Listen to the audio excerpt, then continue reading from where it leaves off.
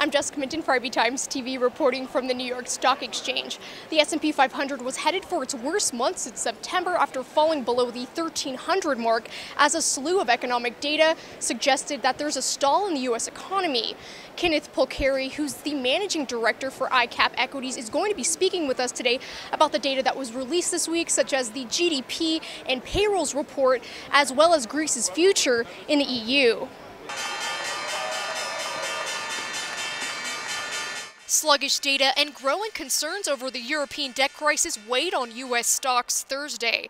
The Commerce Department reported that the U.S. economy expanded at a 1.9% annual rate in the first quarter, slower than the initial reported 2.2% pace. A report showed that GDP grew at a modest rate in the first quarter. Do you think there'll be a third round of quantitative easing? Listen, I think that there absolutely is going to be a third round of quantitative easing. I think the GDP, the revision that came in today was just what had been expected. It wasn't out of line. It wasn't any better than expectation. The market had been prepared for it. But we see what's happened to our market over the month of May. I mean, we're down 6% month to date, which leaves us up 4% year to date. And as we move into June, we have the end of Operation Twist coming. We've had negative U.S. macro data building, and so it all is lining up that the Fed and Ben Bernanke is in fact going to probably announce some other program, whether they call it QE3 or they come up with a different name for it. But my sense is, in the sense of a lot of strategists and economists on the street, is that we will see an additional program. Private payroll growth accelerated only slightly last month, and claims for jobless benefits rose last week, suggesting the U.S. labor market recovery was stalling after a strong performance earlier in the year.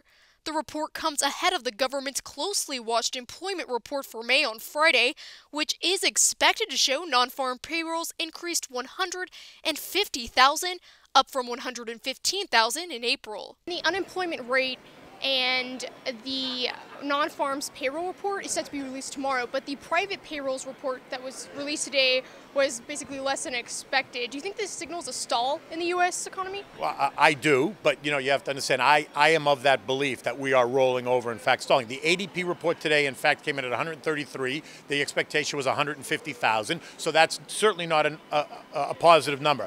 Understand, though, there can be a big differentiation between the ADP report and the non-farm payroll report, and so therefore, even though people are paying attention to it, and even though it is a negative number, and it's been a negative day, so it kind of feeds on itself, tomorrow you could get a number from the non-farm payrolls where they're looking for 150. We could get that number, and then all of a sudden, it'll be a very different tone in the market because people will not necessarily be focusing on the negative. If, in fact, the number misses tomorrow, it's going to add further fuel to the fire of the economy rolling over, and then give more credibility to the story of a potential easing. The latest poll from Greece showed the radical leftist party has taken a lead over the pro-bailout conservatives ahead of a national parliamentary election next month that may determine whether the debt-laden country stays in the Eurozone. Investors have already shifted positions in anticipation of Greece's possible exit from the European Union following a June 17th repeat election. I have a couple of thoughts on that, right? Because that actually has been going back and forth between the left wing and then the moderate party, right? Again, the polls are showing that the left wing is taking control. Now, in charge there is this 37-year-old kind of untested former communist student leader that I don't really believe the Eurozone is going to stand up and give this untested politician all this money to bail out Greece when he's already stood up and said he's anti these austerity programs, anti this bailout fund, he's anti everything. So my sense is if he wins, is that the European Union is going to have to take a step back and really consider what the next move is, because I cannot imagine that they're going to hand over all this money to someone that is so vocally against the ideas that they've been pushing. A report from the Institute for Supply Management Chicago found factory activity in the Midwest cooled in May. Other regional surveys of factory activity have also found activity slowing, which suggests the manufacturing sector was losing a step nationally. The Institute for Supply Management will release a report on national factory activity for May on Friday. Manufacturing data is set to be released tomorrow.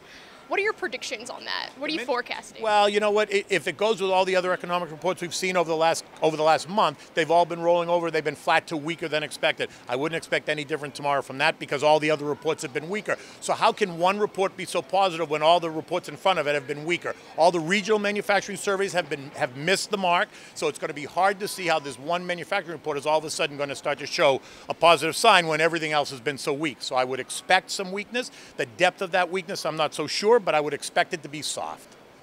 The unemployment rate is set to be released tomorrow, with economists forecasting that it'll hold at 8.1%. But with Wall Street being dragged down this week with the other economic data, as Kenny said, we'll have to see what happens tomorrow when the unemployment rate is released. Thanks for watching. I'm Jessica Minton for IB Times TV.